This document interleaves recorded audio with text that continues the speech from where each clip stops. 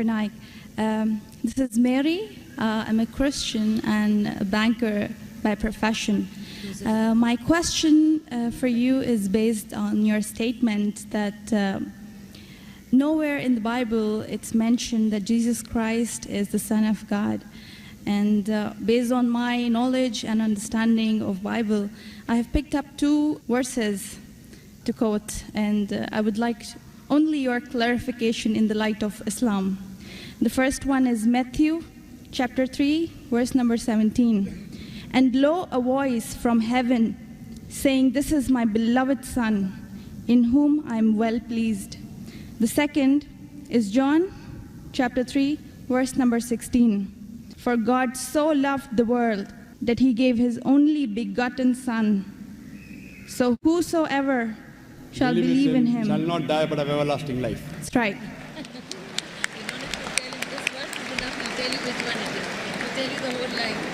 Sister, just to correct your statement, you made a question saying that I said that nowhere in the Bible it says that Jesus is Son of God. I never said that nowhere in the Bible is it mentioned that Jesus is Son of God. I said there is not a single unequivocal statement in the complete Bible. There is not a single unambiguous statement in the complete Bible where Jesus Christ, peace be upon him, himself says that I am God, or where he says worship me. I never said the Bible does not say Jesus is Son of God. What I said, there is not a single unambiguous statement, not a single unequivocal statement in the complete Bible where Jesus Christ, peace be upon him, himself says that I am God, or where he says worship me. If you point out any such two statements, I am ready to accept Christianity. If your question assumes that Son of God means Jesus is God, very well I'll reply to your question. Many Christians think that just by the statement Son of God means Jesus is God. Sister, do you know in the Bible, Adam is son of God, Ephraim is son of God, Israel is son of God. God has got sons by the tons in the Bible. That means you haven't read your Bible, sister. So do you mean to say all of them are gods? Is Adam God? Is Ephraim God? Is Israel God? No. Son of God, sister, is a statement used if you read Romans chapter number 8, verse number 14. All those that are led by the Spirit of God, they are sons of God. Means if you follow the commandment of God, if I follow the commandment of God, I am a son of God. In this way, undoubtedly, Jesus Christ, peace be upon him, verily is the most beloved Son of God. Meaning, he is following the commandment of God. I have got no problem at all. If you say Son of God means persons who follow the commandments of God, like it's mentioned in Romans, all those who are led by the Spirit of God, they are sons of God. If I follow the commandment of God, you follow the commandment of God, we are called children of God. Very innocent statement, no problem. So as far as your Matthew is concerned, 3:17 I have clarified. Now coming to your second quotation of Gospel of John chapter 3 verse number 16. But what the Christian missionaries say, no, brother Zakir, Jesus Christ, peace be upon him, is not a normal son. He is the begotten Son of God. And they quote Gospel of John, chapter number 3, verse number 16. For God so loved the world that he gave his only begotten Son. Whosoever believeth in him shall not die, but have everlasting life. Sister, simple question. What is the meaning of the word begotten? He has given it. No, what is the meaning of begotten? He has given his Son to the people. No, sister. Begotten doesn't mean he's given his son. You know English, I know English. Your English is, mashallah, very good. Begotten doesn't mean he's given his son. If I say you have begotten a son. Sorry to interrupt. Don't give metaphorical meaning. English. I'm not a scholar. You're not a scholar, but your English is very good. I'm a layman person. And but sister, your English is very... If I say you have begotten a son, what does it mean? That means you have had sexual relationship with your husband and you begot a son. Begetting is a function of lower animals of sex. How can I attribute this function to Almighty God? Who did God have sex with? Who? That's the reason the scholars of Christianity, if you read the Revised Standard Edition, Revised Standard Version of the Bible, revised by 32 scholars, Christian scholars of the highest eminence, backed by 50 different corporate denominations, they say this word begotten in Gospel of John, chapter number 3, verse number 16, is an interpolation, is a fabrication, is a concoction, and they're thrown out of the Bible. So if you read the Bible, If you read the Revised Standard Version, it is the best seller in the world. Revised Standard Version, revised by not Muslims, not Hindus, 32 Christian scholars of the highest eminence, backed by 50 different corporate denominations. They say this word begotten is not present in the original manuscript of Gospel of John chapter 3 verse 16. What they say, it's an interpolation, it's a fabrication, it's a concoction, it's an adulteration. So Jesus is just like a son. Like Adam was son of God, Ephraim was son of God, Israel was son of God. He's a prophet of God. So I've got no problem in accepting that verily Jesus Christ, peace be upon him, was a prophet and a messenger of God, but he was not God. Hope that answers the question, sister. So now, sister. Thank you very much, Dr. Sister, can we reverse the role now? Yes, I definitely. said I was ready to accept Christianity if you proved Jesus was God. Would you accept Islam now? Would you agree that Jesus is the prophet of God? I have still a few more things to clarify. You're most welcome, sister. Why do Muslims refrain from the statement, Son of God? Why? Yes. If I answer the question, will you accept Islam? Well, it's not a compulsion. I think we have a huge population of Muslims in the world. We Yes. need believers. We do not need only Muslims by name. Yes, so we want Muslim by deed. So we want to become Muslim by deed, not by name. Sister, okay, coming to your question, that why do Muslims refrain from using Son of God as a phrase? Very good question.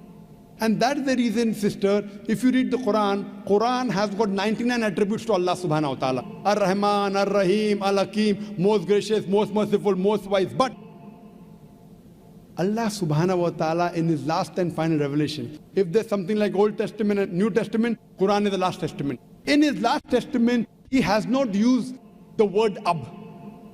In Arabic, Ab means father. Why? He has used the more difficult word Rab. Rab is more difficult to pronounce than Ab, which means the Lord, the cherisher, the sustainer. He has used Rab as attribute but not Ab. Why? Because in the previous revelations which were changed, Bible is the changed form of the Injil. People have misunderstood the meaning of Son of God. They started thinking to be begotten son. For example, if I tell, young son, beta tumne acha sawal pucha. Son, you have asked a very good question. If a son asked a question of the age of 10, son, you have asked a very good question. But if I say, you begotten son, you have asked a very good question, he may punch me. He will not say, oh, Zakir is elderly, he may punch me. That means I'm abusing his mother. If I say, my begotten son, he'll get angry. I'm insinuating that I had sex with his mother. So son is innocent word. Begotten son is not innocent. Same way, the son is a very good word, but people started misunderstanding. So to remove this confusion, that's the reason the Quran does not use the word father as attribute to Almighty God. Otherwise, it's a good word. So same way, we refrain from using Son of God because people start thinking that he's God. No Christian ever comes and tells me Adam is son of God, Ephraim is son of God. Why? Bible says Israel is son of God. Why don't you come and tell me? Because they are programmed.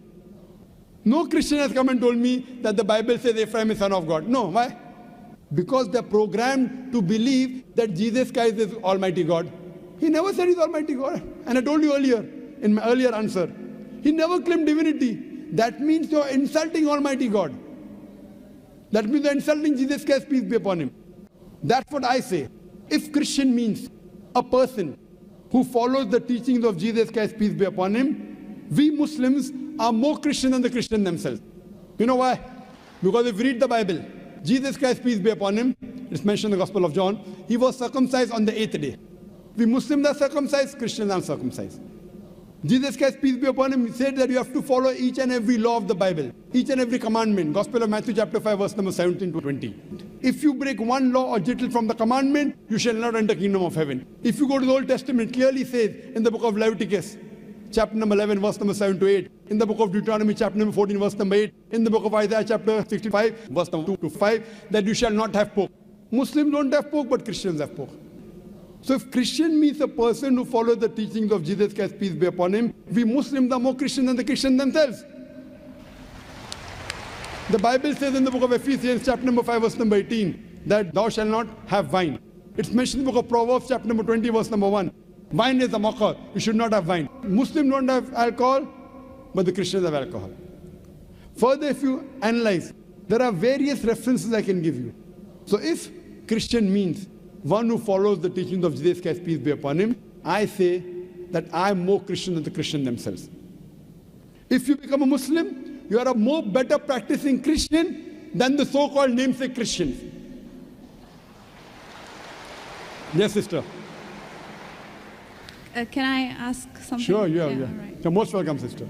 I would not like to cross-question or criticize your statement. Sister, you're most welcome to cross-question me. You're most welcome to criticize me. I love it. Unless a person doesn't cross-examine. See, suppose I want to prove something. If I say this is the best, I want to check it out whether it's best or not. That's right. Because a logical person, so please, sister, cross-examine me, criticize me, attack me. Once you're convinced, then you accept it. Yes, sister, go ahead.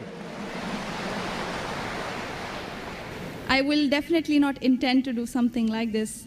The object of questioning more is to know more so that I know what I follow is right. That's all. Thank you very much. Sister can ask any question, no problem. You're most welcome.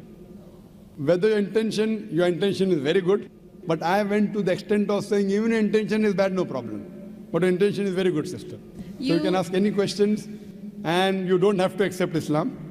No one can force you. Quran says, La ikraha fid din. There's no compulsion in religion. Truth stands out clear from error. So don't think that if I answer a question, you have to accept.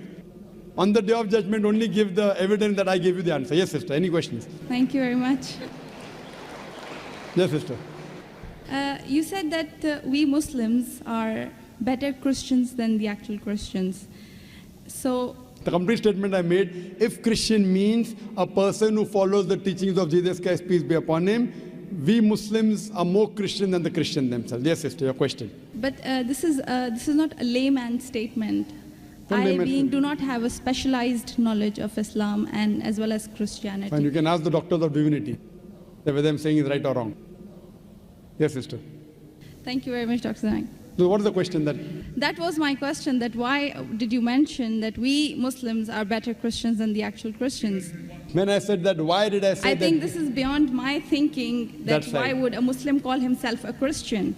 No, correct. Why? Because we love Jesus Christ, peace be upon him. We love him more than you. We love him, we respect him, we revere him, but we don't worship him.